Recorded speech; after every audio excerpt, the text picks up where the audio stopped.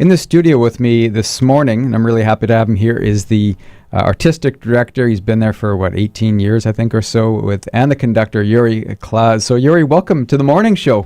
Thank you, Michael. Welcome to the morning. I know you're always on with Simon. I'm like, he doesn't like the morning. He doesn't like me or something. I'm not sure what it is, but I know he's usually up late at night when he performs, so mornings aren't always the best time, but I'm so happy you could make it in this morning. Well, thank you for having me. Talk about the concert. Sure. So as you mentioned, the concert is on November 11th at St. Boniface Basilica. And of course, it's a very special concert because it's the very Remembrance Day. And on top of that, it's a 100th anniversary of the end of World War I. So it's make it extremely special.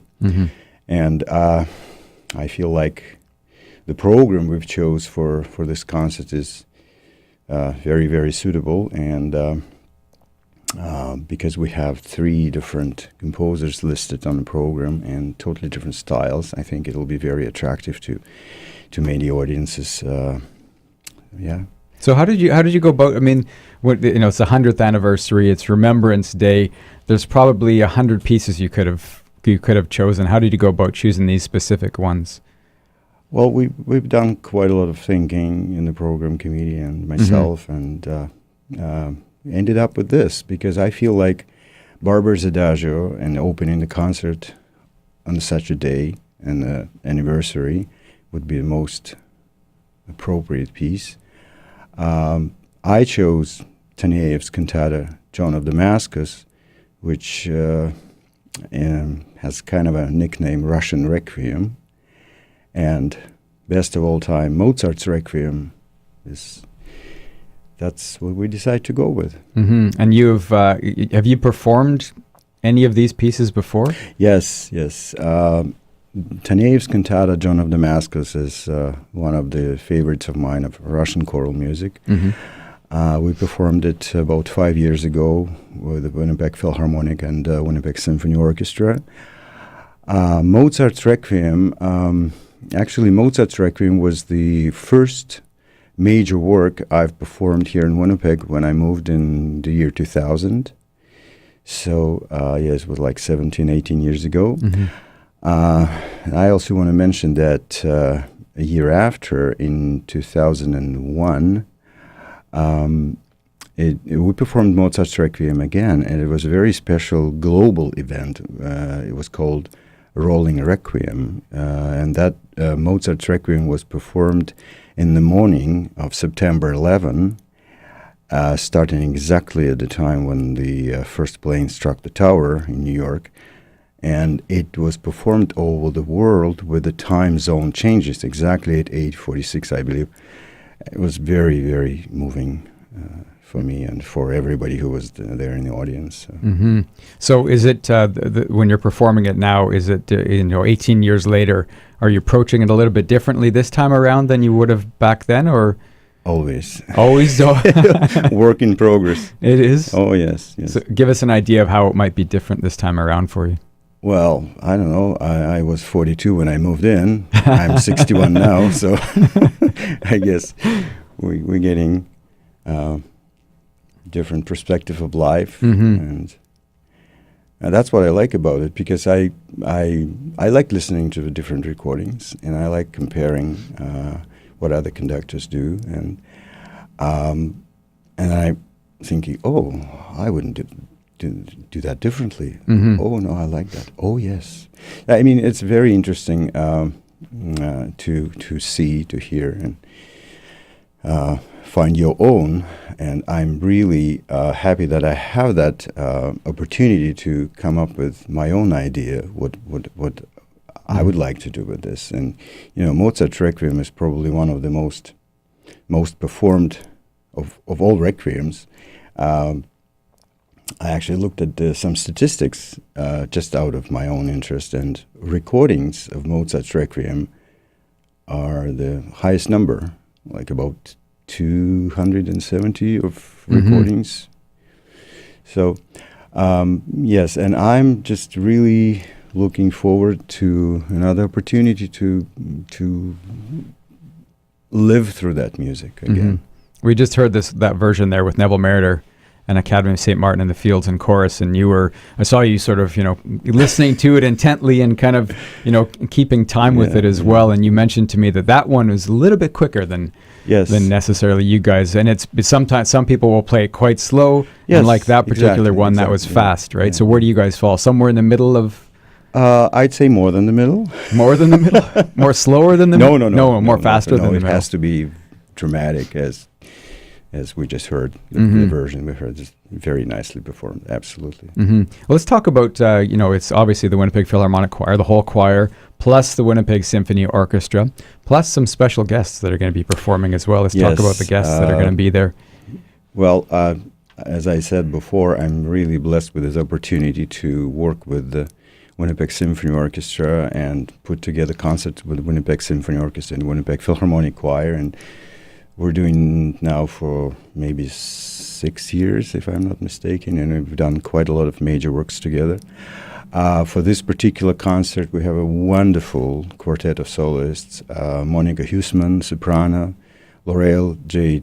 Fraze, mezzo-soprano; John Tizier, who is coming from Edmonton, and bass Victor Einbrecht. Henry's son. Yes. So an absolutely brilliant 4 singers, and I mean that will be a wonderful performance, I'm sure. So let me ask you. I mean, for and it's possible there's people listening who've never really gone out to see a big choir before. Give them an idea of what they can expect, or what you can experience, as opposed to saying just the symphony. Musically, what the voices can bring, and what kind of energy that the voices bring to a show. Well, if I may say, it maybe sound a little cliche, but you'll get a goosebumps, for sure. The power of the 90-voice choir, the power of the symphony together, and this sound is amazing. And even when you hear this powerful sound coming out of this one-body instrument, combined together in one sort of motion and one idea of movement, it really would have a very powerful impact on anybody, whether you're a newcomer to the concert or you are an experienced concert goer, and you have seen or heard many productions with choir and orchestra. It's a very powerful experience, I'm sure. Okay, we're going to continue our conversation one more minute. I'm going to play another movement of the Mozart Requiem in a D minor. I'm in conversation with the artistic director and conductor, Yuri Klaz, from the Winnipeg Philharmonic Choir.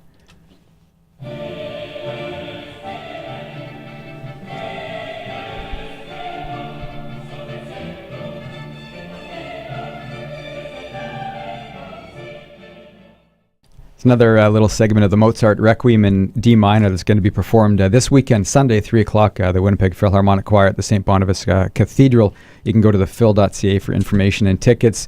And just before we wrap up this segment of the show with Yuri Klaz, who is the artistic director and conductor, I just wanted to mention as well, you're performing with the WSO, who's performing this weekend as well. Tasman Little's in town to perform. I interviewed Daniel Reiskin from the Winnipeg Symphony Orchestra. He said one of the things he's so excited about this weekend is that he gets to be in the audience to watch. He's going to come and watch you guys on Sunday. That's and great. He said it's a great opportunity for him to watch the orchestra from a different perspective and watch somebody else conducting. So he's going to be there watching you and the Winnipeg Philharmonic Choir. That's great. So he's very excited about that. He's been making his way around to all the different concerts, and he said that, as I said, he's very excited to see you guys this weekend. So the third piece you're doing is the Taneyev, the St. John of Damascus. Quickly, if you want to talk about that piece, I'm going to play one little segment of it. Absolutely. Well, as I mentioned before, Taneyev is probably one of my favorite pieces out of the Russian choral literature. It's a short cantata, rather, about 24 minutes. But as I mentioned before, it has a nickname, Russian Requiem, and certainly very philosophical, deeply profound images portrayed by Taneyev, and those questions of life, afterlife, And cantata is in 3 movements. Taneyev was a master of contrapoint. It's just he studied a lot of Bach's music, Palestrina, whatnot, and his both movements of the first and third movement is a dramatic fugues. And the third one, which is, I understand we're just about to hear, the third one is actually, sounds like a Dies Irae from the Requiem, and it's about the trumpet sounding at the end of the world. That's what the choir sings. On that day when the trumpet resounds through the dying world, receive your deceased servant into your heavenly dwelling. Those are the words. Of course, it'll be sung in Russian. But that's the translation of the words. That's the translation of the for those who don't speak movement. Russian, including myself.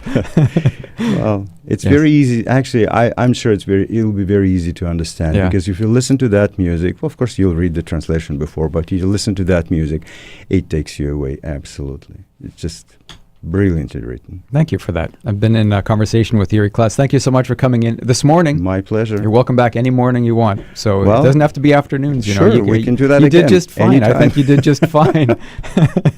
All right. So that's Yuri Klaz, the artistic director and conductor from the Winnipeg Philharmonic Choir. They're doing a concert this weekend for Remembrance Day. It takes place Sunday, 3 o'clock at St. Boniface Cathedral.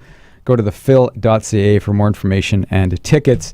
And I'm going to play you now the third and final movement of the John of Damascus by Taneyev, a version with Mikhail Pletnev and the Russian National Orchestra.